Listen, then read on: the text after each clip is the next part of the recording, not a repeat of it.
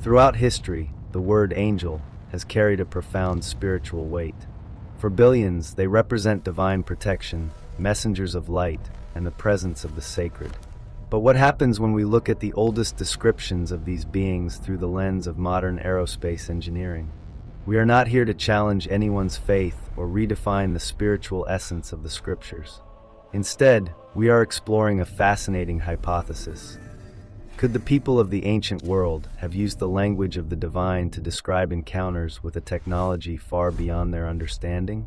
Today, we dive into the ancient Hebrew and Greek texts to examine the physical descriptions of these celestial messengers. From the mechanical visions of Ezekiel to the enigmatic watchers in the Book of Enoch, we are peeling back the layers of time to ask, were these wings and halos actually descriptions of advanced flight suits and propulsion systems? Welcome to an investigation that seeks to bridge the gap between ancient mystery and modern science. One of the most complex and detailed accounts in the Old Testament is the vision of the prophet Ezekiel by the Chebar River. Mainstream theology often interprets this as a symbolic representation of God's glory. However, when analyzed by modern technical minds, the description is remarkably specific. Ezekiel speaks of a whirlwind and a cloud of fire arriving from the north, a standard description of a craft entering the atmosphere. Inside, he describes wheels within wheels with eyes around the rims. If we look at this as an eyewitness report of an unidentified aerial phenomenon, it sounds less like a ghost and more like a mechanical craft. The eyes likely represent observation ports, high-intensity lights, or even sensor arrays, and the wheels within wheels could be a description of a gimbal-mounted or multi-directional propulsion system.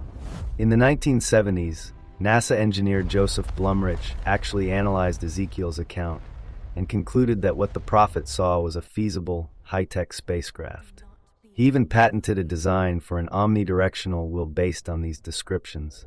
By treating the text as a technical manual rather than a poem, we find a description of a craft that fits perfectly into the logic of aerospace physics, complete with landing gear and a command module.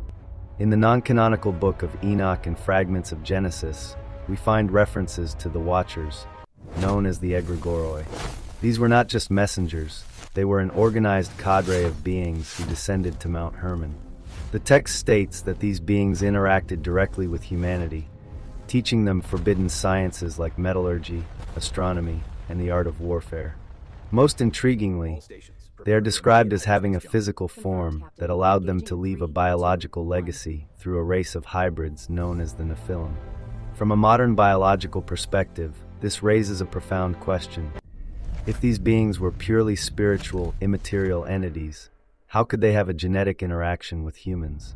The ancient astronaut hypothesis suggests that the Watchers were a group of extraterrestrial scientists or military observers.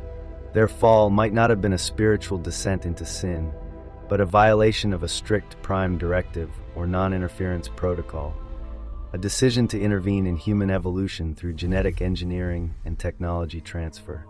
By calling them angels, the ancients were perhaps acknowledging their superior knowledge and their origins from the heavens, which we now understand as the vast expanse of deep space. These Watchers were the supervisors of the human project, stationed here to monitor our progress until they became too entangled in the very species they were meant to observe. The story of Sodom and Gomorrah is often told as an act of sudden divine judgment. Yet, the physical symptoms described in the text mirror the terrifying effects of a high-energy explosion with clinical accuracy. The angels who visited Lot warned him to flee to the mountains and, crucially, never look back. This is a classic safety protocol for an impending high-yield blast. Those who did not follow the protocol, like Lot's wife, were described as being turned into a pillar of salt. In the language of modern physics, this bears a haunting resemblance to the instantaneous vaporization, desiccation, and calcification caused by the thermal pulse of a nuclear or plasma-based explosion. Researchers of this theory suggest that these angels were acting as a ground control team, ensuring that high-value assets were moved out of the blast radius before an orbital or aerial strike was conducted. By viewing this through a tactical military lens, the fire and brimstone becomes a targeted deployment of advanced weaponry. Even today, the soil in the region of the Dead Sea contains anomalous levels of sulfur and glass-like vitrified rock, which only forms under intense, localized heat, the kind of heat produced by a controlled explosion, not a natural disaster. The instructions for building the Ark of the Covenant were extremely precise, focusing on specific materials like acacia wood and pure gold. Gold is a premier conductor of electricity, while wood acts as an insulator. When you follow the blueprints provided in the Book of Exodus, the Ark functions exactly like a massive capacitor. It was said to be dangerous to touch, and only priests wearing special garments, the ephod, could handle it safely. These garments were often threaded with gold wire, which would act as a Faraday suit, grounding the wearer against the massive static charge generated by the box. The presence of the Lord, or the angel that appeared between the cherubim on the lid, the mercy seat, was often described as a glowing cloud or fire. Could the Ark have been a localized power source or a long-range communication device? If so, the angels, appearing there, were perhaps holographic transmissions or real-time audio-visual communications from a mother ship stationed in orbit. This does not take away from the sacredness of the object. It simply suggests that the God of Israel used highly advanced tools to lead his people through the wilderness, using a cloud by day and a pillar of fire by night to guide their path. A description that sounds remarkably like the exhaust and lights of a low-hovering craft. The term glory in the original Hebrew is kavod, which literally translates to weight or heaviness.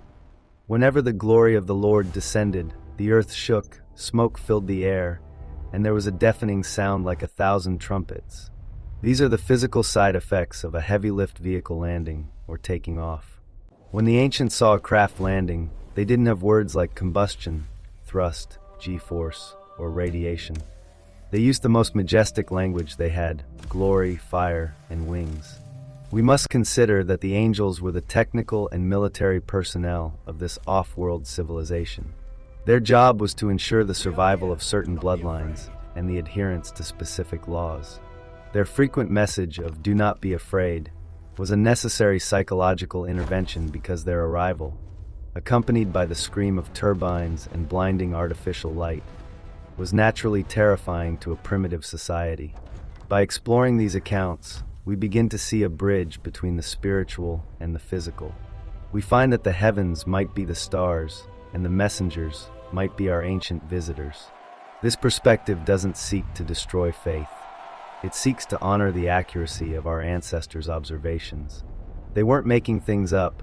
They were describing a level of technology they could only categorize as divine. But the Hebrews weren't the only ones to witness these chariots in the sky. While the Bible focuses on the messengers and their messages, the ancient scriptures of India, the Vedas, went a step further. They didn't just describe the pilots. They left behind the technical blueprints and flight manuals of the ships themselves. They called them Vimanas. In our next episode, we leave the deserts of the Levant to explore the flying palaces of ancient India. We will decode the Mercury vortex engines, the anti-gravity propulsion systems, and the aerial wars that were recorded thousands of years ago in the Sanskrit texts. We are moving from the wings of angels into the cockpits of the gods.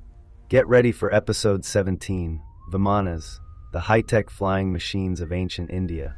The hangar doors are opening, and the flight manuals of the ancients are about to be revealed. See you in the sky.